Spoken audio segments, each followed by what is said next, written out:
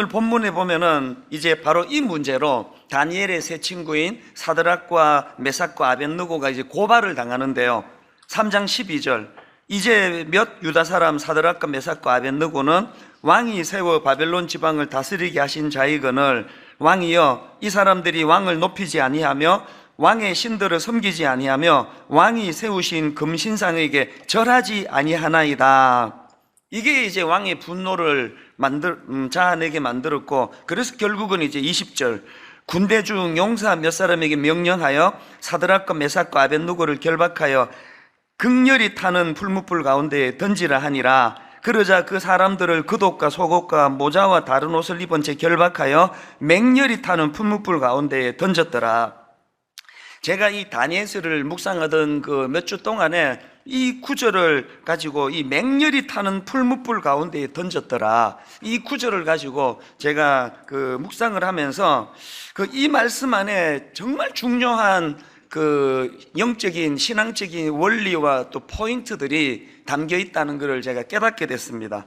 그래서 제가 오늘 이제 두 가지 변화를 경험하기, 이런 그 소제목을 가지고 이 문제를 좀 살펴보려고 하는데요. 오늘 본문을 통해서 신앙생활하는 우리가 경험해야 될 두 가지 변화, 그 중에 첫째가 뭐냐? 우리가 만들어 놓은 고정관념을 깨트려야 된다는 거예요. 이 고정관념이라는 단어를 그 사전적으로 제가 풀이한 걸 보니까요, 이렇게 설명합니다. 사람들의 행동을 결정하는 잘 변하지 않는 굳은 생각, 또는 지나치게 당연한 것처럼 알려진 생각, 이렇게 고정관념을 풀이하는데요, 우리 신앙생활하는 우리들에게도 이 신앙적인 고정관념이 굉장히 많습니다. 예를 들면은 그 요한복음 11장에 나오는 마르다 이야기를 제가 몇 번 드리지 않았습니까? 지금 오빠가 병으로 시름시름 앓다가 그만 죽어버립니다. 그래서 이제 예수님께서 죽은 오빠를 살려주시겠다고 요한복음 11장 39절에서 예수께서 이르시되 돌을 옮겨 놓으라 하시니 그 죽은 자의 누이 마르다가 이르되 주여, 죽은 지가 나흘이 되었으며 벌써 냄새가 나나이다. 여러분, 여기서 지금 마르다가 가진 고정관념이 뭐예요? 마르다가 굳게 여기 고정관념의 풀이가 지나치게 당연한 것처럼 알려진 생각. 지금 마르다가 갖고 있는 지나치게 당연한 것처럼 알려진 생각이 뭐냐 하면, 예수님이 우리 오빠를 죽기 전에 고쳐주셔야 된다. 죽으면 끝이다. 그러니까 이 고정관념이 너무 크다가 보니까 이제 죽은 오빠를 살려내시겠다고 할 때 분명히 자기가 주는 그리스도시라고 고백했음에도 불구하고 소용없는 짓 하지 마시옵소서, 우리 오빠 죽은 지 나흘이나 됐습니다.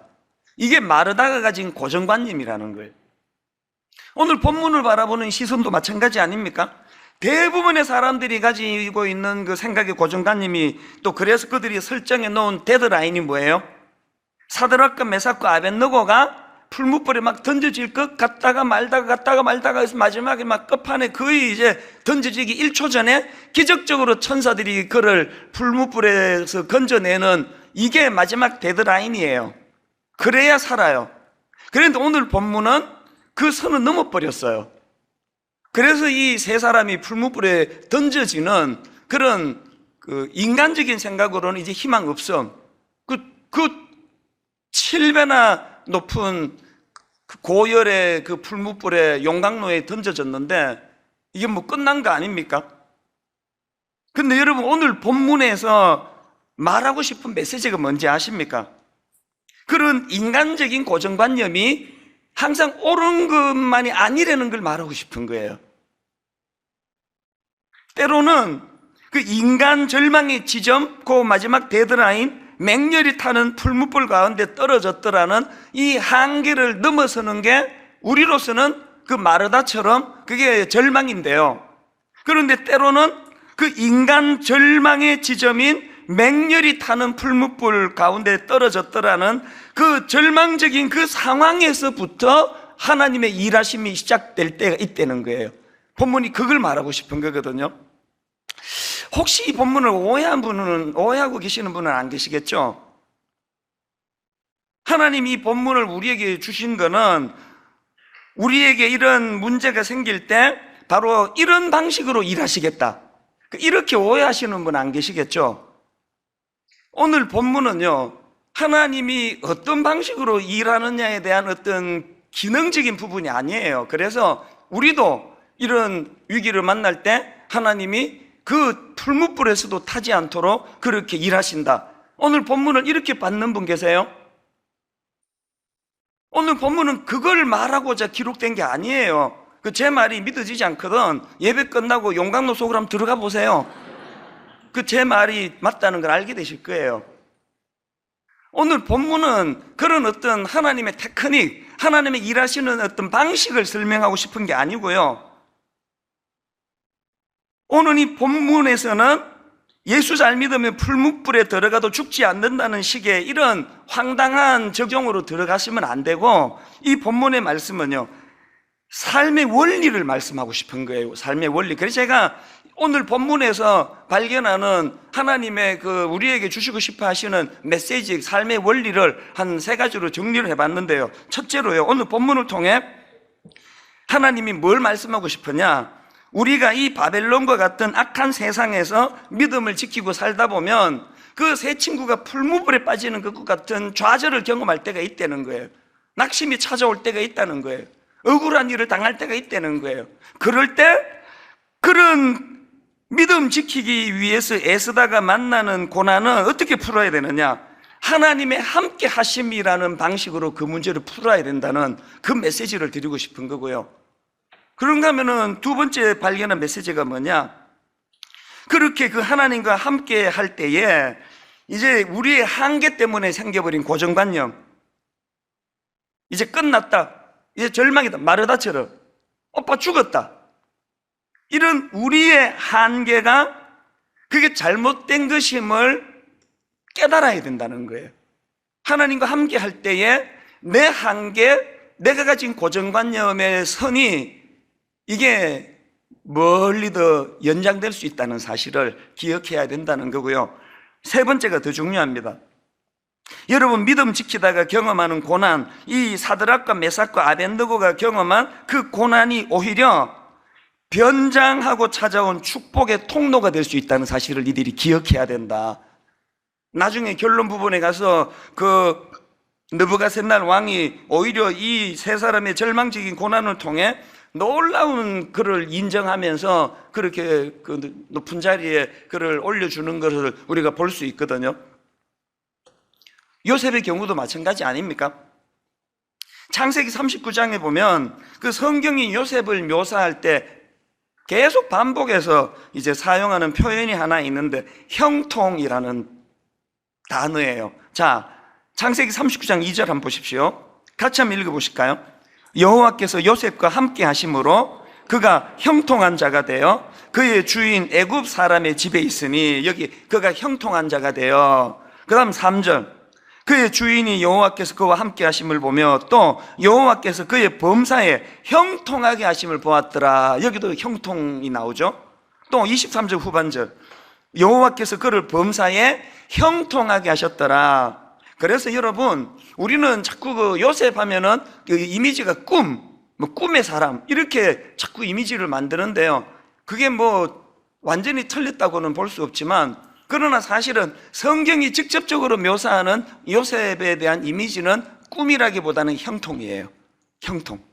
자, 근데 여기서 중요한 게 뭐냐, 제가 참 흥미롭게 생각하는데요, 성경이 계속 반복해서 요셉을 향하여 형통한 자가 되어 범사에 형통하게 하심을 또 형통하게 하셨더라, 형통 이렇게 묘사하는데, 이 형통한 자가 되어라는 형통 앞에 꼭 전제를 하나 꼭 공통적으로 붙이더라고요. 자, 보시겠습니까? 앞에 살펴본 창세기 39장 2절을 다시 보십시오. 그 중간에 그가 형통한 자가 되어 있는데 앞에 무슨 전제가 있습니까? 여호와께서 요셉과 함께 하심으로 그가 형통한 자가 되어, 또 3절도 뒷부분에 그의 범사에 형통하게 하심을 보았더라 그랬는데 그 전제를 보세요. 그의 주인이 여호와께서 그와 함께 하심을 보며, 23절도 마찬가지예요. 간수장은 그의 손에 맡긴 것을 무엇이든지 살펴보지 아니하였으니 이는 여호와께서 요셉과 함께 하심이라. 그리고 그 다음에 여호와께서 그를 범사에 형통하게 하셨더라. 우리가 깨달아야 되는 게 뭐냐 하면은, 우리 기준으로는 형통이 뭐예요? 실패 안 하는 거. 아까 얘들 그 중고등부들 찬양하면서 입시 그러면서 팍 깨트리는 거 보세요. 좋은 대학 들어가는 거, 재수 안 하는 거, 삼수는 말도 안 되는 거. 우리가 생각하는 형통은 다 이런 어떤, 그래서 뭐 절대로 내가 정말 내가 형통한 하나님의 사람이라면 절대로 성추행범으로 그런 누명 같은 게 있으면 안 되고, 더군다나 감옥 가는 걸 상상을 못 하는 일이에요. 근데 하나님이 생각하시는 형통은 그게 아니에요. 하나님의 기준으로 형통은요, 요셉이 그 성추행범으로 억울한 누명을 당하지 않기 때문에 형통이 아니라, 억울한 누명을 당하는 그 지점은 믿는 우리로서는 우리가 갖고 있는 고정관념을 넘어선 거 아닙니까? 여기 어느 집사님 아들이 억울하게 성추행범으로 감옥에 갔다. 그러면 가가지고 변장하고 찾아온 형제님의 모습을 축복합니다. 그렇게 한 사람 아무도 없습니다. 인간의 고정관념으로는 성추행 당해가지고 억울하게 누명 써서 감옥 가는 걸 형통이라고 할 수 있는 눈이 없습니다. 그런데 하나님의 시선은 그가 비록 그렇게 억울하게 감옥에 들어간다 하더라도 그 감옥에서 하나님과 함께 하심을 경험한다면 그 자리가 형통이라는 거예요. 오늘 본문이 말하고 싶어하는 포인트가 이거라고 저는 생각을 합니다. 그래서 여러분, 그 이사야 43장에 이 말씀의 원리들이 담겨 있는데요. 자, 이사야 43장 1절을 여러분 참 좋아하는 말씀이니까 우리 같이 한번 읽어보시겠습니다. 야곱아, 너를 창조하신 여호와께서 지금 말씀하시니라. 이스라엘아, 너를 지으신 이가 너는 두려워하지 말라. 내가 너를 구속하였고 내가 너를 지명하여 불렀나니 너는 내 것이라. 너는 내 것이라. 이렇게 큰 존재가 지금 선포되는데요. 그리고는 너는 내 것이라고 말씀하시는 이 말씀의 방향이 어디로 흘러가느냐 보니까 바로 그 다음 2절을 보세요. 네가 물 가운데로 지날 때에 내가 너와 함께 할 것이라. 강을 건널 때에 물이 너를 침몰하지 못할 것이며 네가 불 가운데로 지날 때에 타지도 아니할 것이며 불꽃이 너를 사르지도 못하리니. 자, 여러분, 바로 그 앞에 1절에서 내가 너를 지명하여 불렀나니 너는 내 것이라 라는 이 말씀이 어디로 흘러갑니까? 그렇기 때문에 이런 위험한 불은 근처에도 안 가게 만들어주시고, 물은, 홍수 같은 이런 것들은 일어나지도 않을 것이라는 방식으로 설명하지 않고, 네가 그 위험한 물 가운데로 지날 때에 내가 너와 함께 할 것이라. 네가 불 가운데로 지날 때에, 그 위험한 불 가운데로 지날 때도 내가 너와 함께 할 것이라는 이 주님의 임재하심, 이걸 지금 하나님은 형통이라고 풀고 있다는 사실이에요. 이걸 깨달은 사람들만이 부를 수 있는 찬양이 여러분 잘 아시는 높은 산이 거친 들이 초막이나 궁궐이나 내 주 예수 모신 곳이 그 어디나 하늘나라 할렐루야 찬양하세 내 모든 죄 사함받고. 이 찬양의 모든 결론, 주 예수와 동행하니 그 어디나 하늘나라. 저는 이 다니엘서를 통해서 우리가 가지고 있는 고정관념, 우리가 가지고 있는 선입견, 이런 것들이 깨트려짐으로 말미암아 정말 저런 찬양이 내 삶의 기쁨의 찬양이 되기를 주님 이름으로 축복합니다. 그런가 하면은 그 두 가지 변화를 경험해야 된다 그랬는데, 두 번째가 뭐냐? 비난이 칭찬으로 바뀌어지는 반전을 경험하셔야 돼요. 이게 무슨 말씀인가 하면은 12절을 다시 보세요. 이제 몇 유다 사람 사드락과 메삭과 아벳느고는 왕이 세워 바벨론 지방을 다스리게 하신 자이거늘 왕이여, 이 사람들이 왕을 높이지 아니하며 왕의 신들을 섬기지 아니하며 왕이 세우신 금신상에게 절하지 아니하나이다. 이게 뭐 엄청난 비난 아닙니까? 이게 오늘 우리식으로 말하면은 저것들이 예수 믿는다고 예수쟁이들이 그 예수 믿는다는 구실로 제사도 안 지내고 있습니다. 이런 비난과 지금 비슷한 거 아닙니까?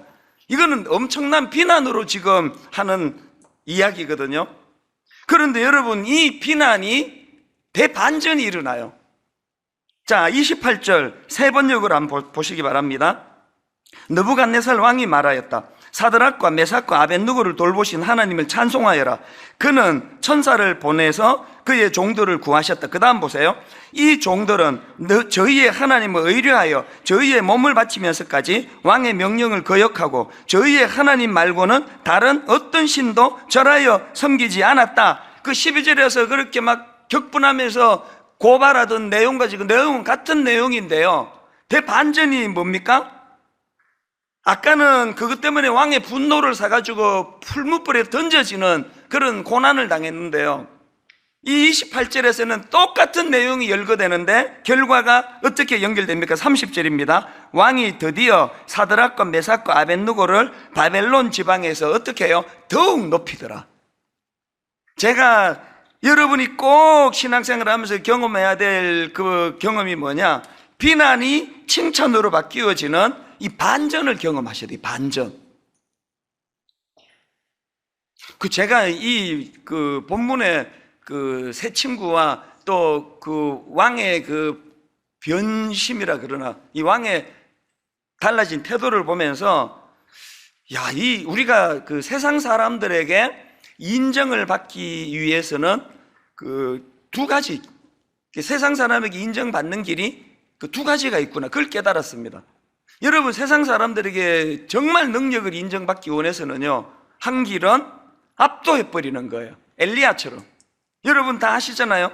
열왕기상 17장에 엘리야는 그 당시 가장 악한 권력자였던 아합을 향하여 막 선포해버립니다. 능력으로. 열왕기상 17장 1절, 내가 섬기는 이스라엘의 하나님 여호와께서 살아계심을 두고 맹세하노니 내 말이 없으면 수년 동안 비도 이슬도 있지 아니하리라. 막 능력으로 선포하고 그것이 막 실제로 또 일어납니다. 그리고 또 그 다음 18장에 가서는 그 악한 바알과 아세라 선지자 850명을 상대로 영적인 대결을 벌이는데요, 거기에 어떤 능력이 나타나느냐? 18장 38절, 이에 여호와의 불이 내려서 번제물과 나무와 돌과 흙을 태우고 또 도랑의 물을 핥은지라. 엄청난 능력이 나타나요. 그 850명을 그 한 명에서 그거 무찌르고 승리하고, 이런 사람을 누가 인정하지 않겠냐고요. 이런 능력자를 어느 세상 사람이 인정하지 않겠냐고요. 그런데 여러분 잘 들어보세요. 이렇게 세상 사람들에게 인정받는 길이 엘리야처럼 탁월한 능력으로서만이 아니라는 걸 오늘 본문에서 제가 깨닫는 거예요. 오늘 본문에서 사드락과 메삭과 아벳느고는 그런 엘리야에 비하면 무능하기 짝이 없는 우리와 같은 존재예요. 풀무불에 집어던지면 저항 없이 거기에 빠질 수밖에 없는, 핍박을 가하면 핍박 당할 수밖에 없는.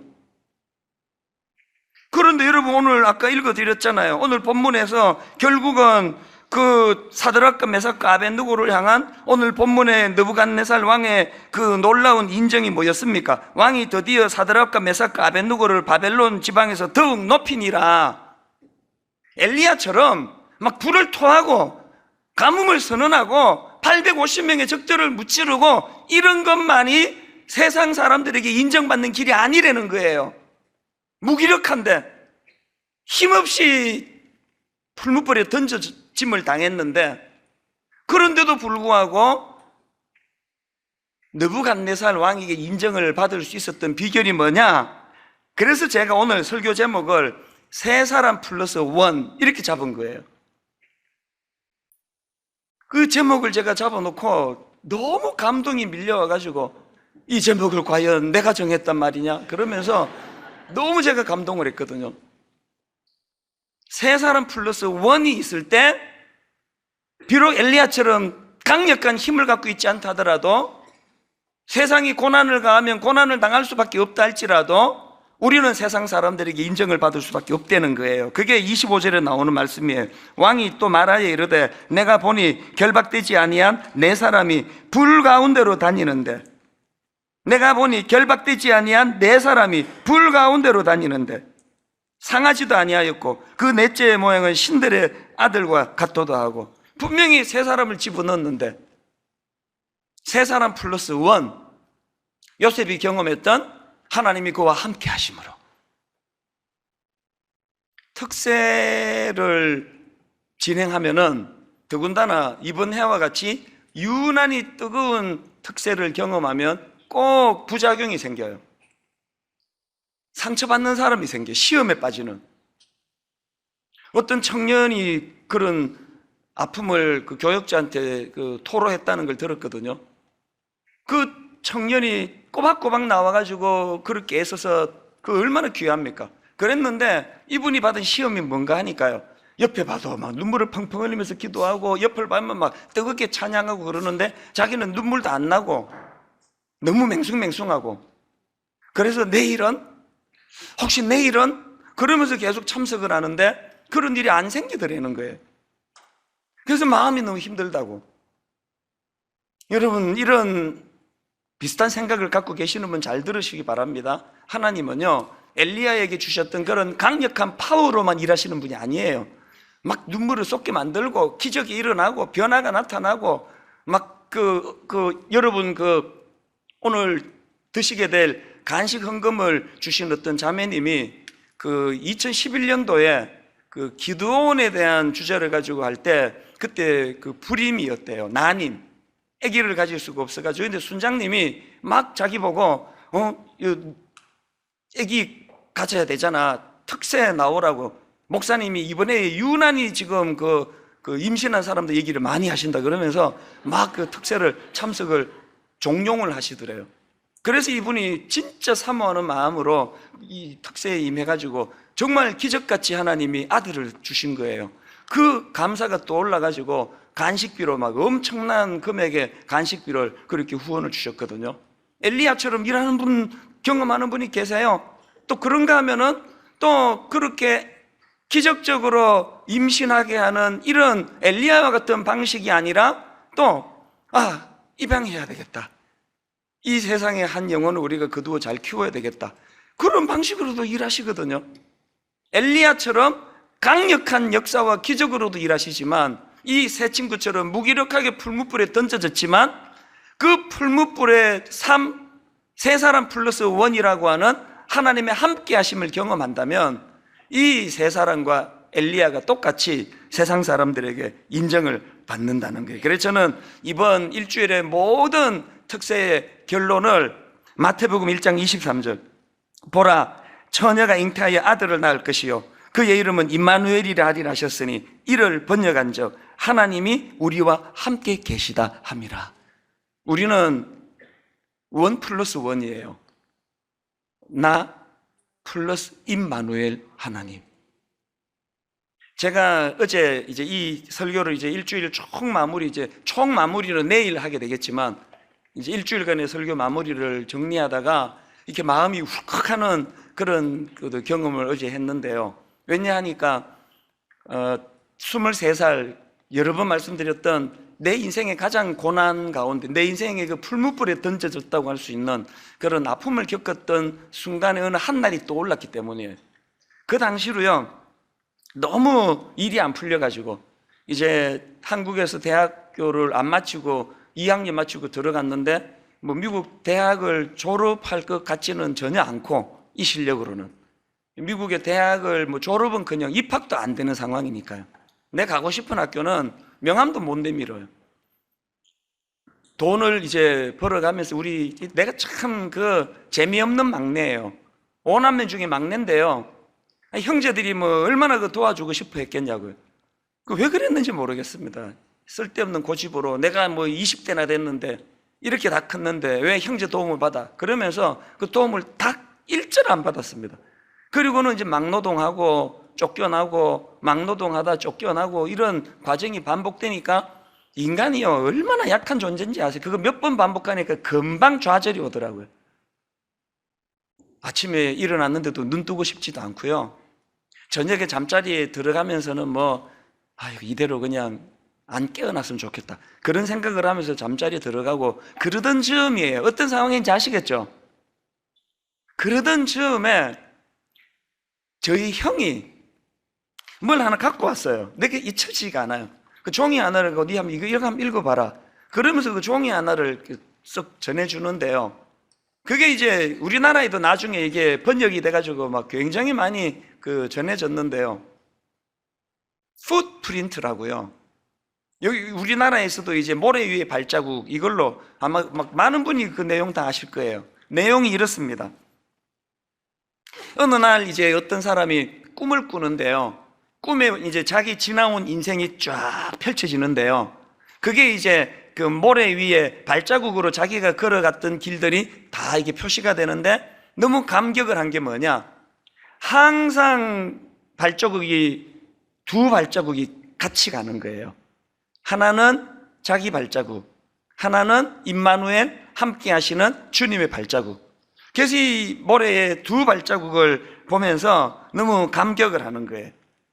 그렇게 이제 늘 주님이 이 두 줄의 발자국이 의미하듯이 남아 동행해 주셨는데, 이 사람이 낙심한 것, 또 하나님에 대하여 상처를 받은 게 뭐냐? 계속 자기 옆에서 주님이 발자국으로 같이 걸어가시다가 어느 순간에 그 발자국이 없어져 버리는 거예요. 두 줄로 가던 발자국이 한 줄의 발자국만 남겨지는 거예요. 그래서 이제 이게 이런 일이 있었나? 자기 인생을 돌아보다가 보니까 정말 그 주님에게 그 상처를 받은 게 뭐냐?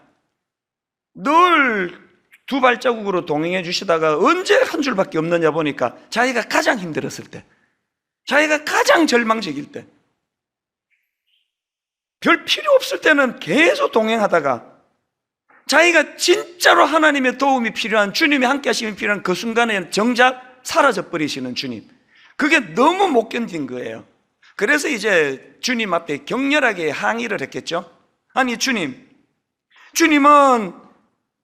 항상 나와 함께 하시겠다고, 그래서 함께 해주시는 걸 내가 볼 수 있었지만 왜 내 인생의 가장 힘든 시기에, 내 인생의 가장 절망적인 시기에는 왜 떠나버리셨습니까? 왜 계속 두 줄로 모래 발자국이 있다가 진짜 내 곁에 주님이 필요할 때는 떠나버리셨습니까? 그렇게 항변을 했더니 저를 울게 만든 대목이 이거예요. 주님이 이렇게 설명을 해주셨어요. 사랑하는 아들아, 나는 결코 너를 떠난 적이 없단다. 네가 힘들고 고통스러웠던 그 순간에 발자국이 한 줄밖에 없었던 것은 바로 그때 내가 너를 업고 가고 있었기 때문이란다. 제가요, 한국에 와서 막 이렇게 목회도 잘 되고 막 그냥 북적거릴 때 읽었으면 뭐 참 감동적이네, 그걸 넘어갔을 거예요. 그날이 제게 왜 잊혀지지 않는가 하면 그때가 바로 한 줄의 발자국이었을 때예요. 너무 힘드니까, 너무 죽을 것 같고 풀무불에 빠진 것 같고, 요셉의 비유에서 말하면 누명 쓰고 감옥에 들어간 것 같고, 사람이요 일이 안 풀리면요 온 세상이 다 억울해요. 그리고 막 모든 게 다 섭섭해요. 교회 가가지고 뭐 아이고 미스터리 저예요, 미스터리 너무 고생한다고 등 두드려 주는데도 화가 나요. 마음에 자꾸 상처가 많은 사람은 격려 함부로 하시면 안 돼요. 격려하는 것 자체가 막 화가 나요. 전에 말씀드렸던가요? 집 앞에 개 뒷마당, 미국 사람은 뒷마당이 있잖아요. 시카고 시내인데요, 그 집 앞에 개를 키우는데 그놈의 개는 내가 지나만 가면 그렇게 무섭게 짖어요. 막 격렬하게 짖는데요, 평소 같으면은 뭐 아이고 개가 짖는 거지 기차는 간다 그러고 지나갔을 텐데, 마음에 상처가 많으니까, 열등감이 많으니까 막 마음에 분노가 막 일어나는 거예요. 저 개새끼도 나를 비웃는구나. 새끼는 아닌데 이제 화가 나니까 그렇게 나오더라고요. 저 개새끼도 나를 비웃는구나. 개는 그냥 짖는 건데, 그런 절망적인 상황에서 그 시를 읽었기 때문에 그게 지금까지 잊혀지지가 않고요. 더 놀라운 메시지는 뭔지 아십니까? 그렇게 하고 35년의 세월이 지났는데요, 딱 그 법칙이 그대로 내 인생에서 구현이 되더라고요. 늘 나와 동행하시는 주님, 결정적으로 마음이 힘들고 억장이 무너질 때는 나를 업고 가시는 주님, 이게 하나님이 말씀하시는 형통입니다. 오늘 지난 일주일간의 설교를 마무리하고 내일 이제 주일날 총 정리를 할 때 여러분에게 이 은혜가 각인되게 되기를 주님 이름으로 축원합니다.